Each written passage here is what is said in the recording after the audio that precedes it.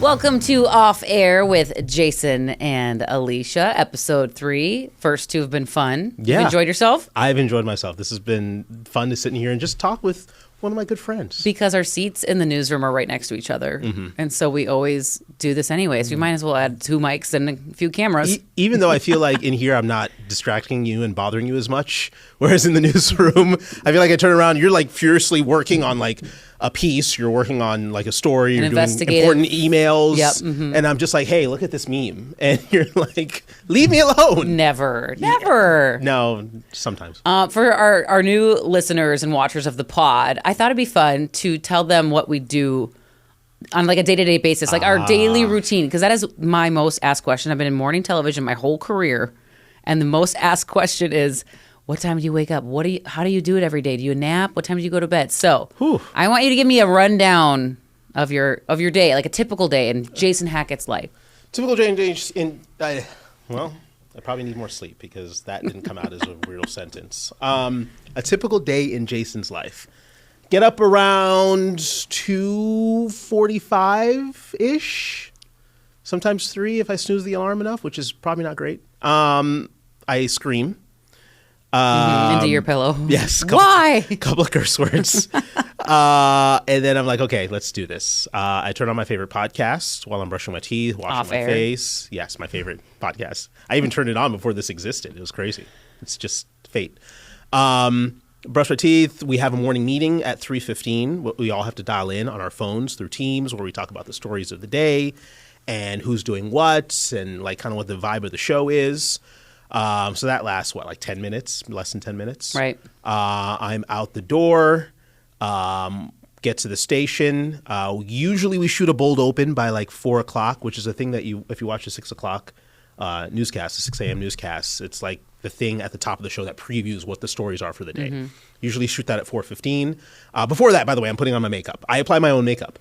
A lot of people have that misconception, by the way. You know how often I'm asked, hey, so what's your makeup artist like? Or, you guys He's don't do really makeup, funny right? and good looking. Yeah, it's me. Probably the hottest person I know. Right here. So put on my makeup and then we shoot the bold open. Get back to the newsroom, read through our scripts, have dialogues with producers or our executive producer to make sure everything's accurate, things are written the right way, so on and so forth. And then on air by 5 o'clock. 5 o'clock through 9 o'clock, we do the show, get off there, do the podcast here. And then 9:30-ish, get back to the desk, check emails, read, research, do other things, out of the building by 11 o'clock. This is a lot. It is a lot. 11 o'clock, usually get home by 11:30, sometimes 12. It really depends. Some days you're here a little bit longer than others. And then from there, it's just a matter of like running errands, grocery shopping, gym, whatever you can do, whatever you can fit in until 7:30 for me. It's bedtime. Is when I start to wind down. I'm usually not in bed until like 8:30, especially with the playoff runs happening right now. I'm not in bed until like last night I didn't get to bed until like 8:30. Okay, so average bedtime's around 8. Around 8:30. Not getting enough sleep at all. I mean, I'm getting probably less than 6.5 hours most nights, which is not healthy. Do you nap? I try. Sometimes, or not usually? It depends. If it's one of those days where I'm like, I can feel it when I get home and I'm beat, I will hop in the bed for an hour. But I'm not going to sleep for any longer than an hour. Any longer than an hour, I'm not going to get up. I'm going to be knocked out for 3 hours. I set an alarm and I'm like, okay, Jason, you're up in an hour. Time to get up and do things. So, yeah, that's kind of a rundown of what it's like for me. What about you? Do you pick your clothes up the night before or morning of? Night before. I iron them the night before. I make sure they're all laid out. No, I'm not going to. If I picked up my clothes the day of, I would never make it out. Yeah, I have to iron them out, lay them out, make sure I have my tie picked out, socks, all that stuff. Same. And then when you put it on, you're like, this was a bad idea. And then you're scrambling. Been there, done that. It's very similar to you. Put stuff out the night before.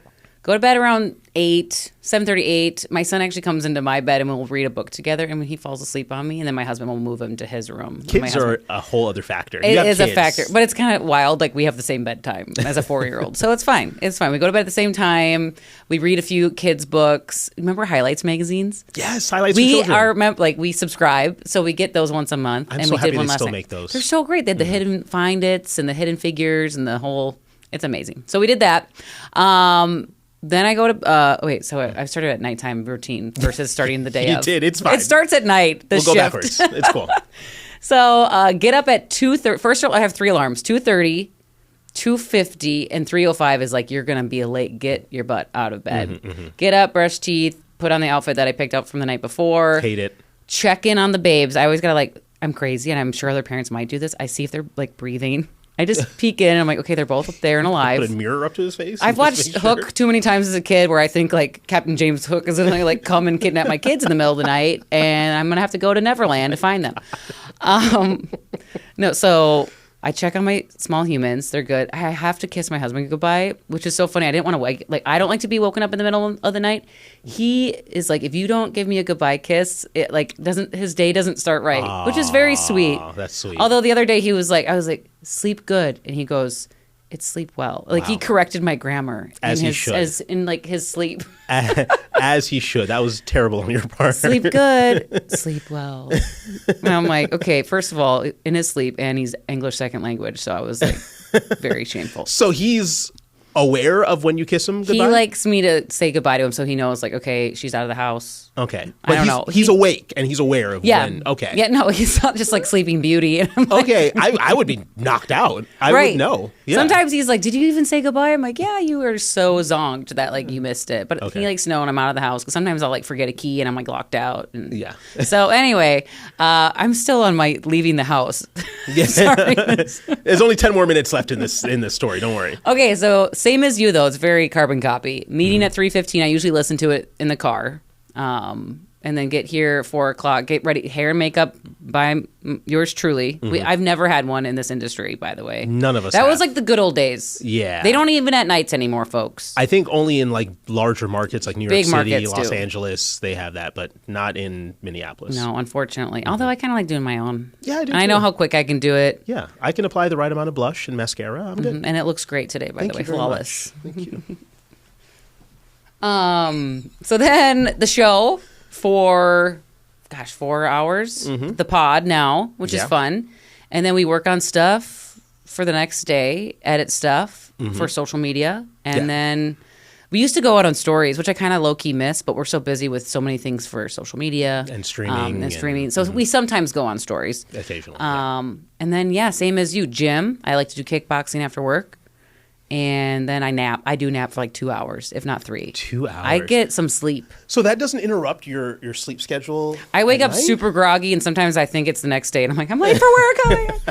But then I wake up, I make a little tea or a iced tea, pick up my kids from daycare and school, and then it's dinner time, bath time, highlights magazine. It's rinse and repeat. It's just a and now cycle. we add sports into the play. So Remy's got Right. soccer tonight. Monday's baseball. Swim Thursday's practice. swimming. So yeah, it's busy. It's never nonstop except my nap time. I thoroughly enjoy nap time. So I always get this question from people: do you keep the same routine on the weekends? People are curious. Are you also waking up at 3 o'clock in the morning? I will say on the Fridays weekends? are tough because I don't nap. Because I don't know, it's weird. Weekends get weird, so I don't nap and I fall asleep on the couch by 8. If you want to invite me to an event, if you want me to come to a happy hour or something going on, I need to nap. If I'm not going to take a nap, if I'm not going to get a nap in, I'm not coming to your event. I'm sorry. It is we have weird shifts. It's such a weird shift, but you know what? I wouldn't want to work any other shift. There's something about mornings It's fun. that being able to start people's days and being the first voice that they hear as they're getting out of bed and cracking a joke or informing them of what's going on. I think there's power in that. Yeah, I love it. It's definitely a privilege that we get people who actually want to listen to our podcast and Yeah. watch us in the mornings Yeah. and get news from us. So it's always so fun. We're so lucky. But weekends for sure. I like to watch the Saturday show, which sounds weird. I'm incestuous in love with the KARE Love and Brand. So I've been watching the Saturday show my whole life. It's an institution, so I get it. Really is. So when we showed up to Belle's goodbye retirement, that was so fun to see it from the very beginning of when I was a kid and watching it up until now. Exactly. It was just such a beautiful moment. So I watched that, and then we could garden or weekend stuff, Yeah. birthday parties. I'm telling that you, stuff. we know about the kids' birthday parties. There's one every weekend. I certainly value weekends. There's just after the grind and hustle of the week and 4 hours straight of news every day, it's nice to have a few hours to a few days to recharge. And you can stay up too sometimes. Like when we go out with Cece though. It's a different. She's the youth still. Cece can stay out. She can be out until 3 o'clock. When we went out and I left, it was 11. My husband and I were like, "Oh my gosh, it's 11. We gotta go." And we had a babysitter and everything. We could have stayed out all night long. I'm pretty sure we were out until 6 o'clock in the morning. You were out until 6. I'm kidding. No, that's I was like, the bars close at what, 3 or 2? We were just wandering the streets looking for the next party. That's you can still hang though. I can, but I'm growing out of it a little bit. Like only bad things happen after 3 in the morning, except our show. Yeah, that's the best thing that happens after 3 o'clock in the morning. Yeah, I can't hang anymore. Also, I've realized like you can't be hungover as a parent. It's impossible to be. You can't be like, you gotta like make your own dinner. I don't know. It's really hard.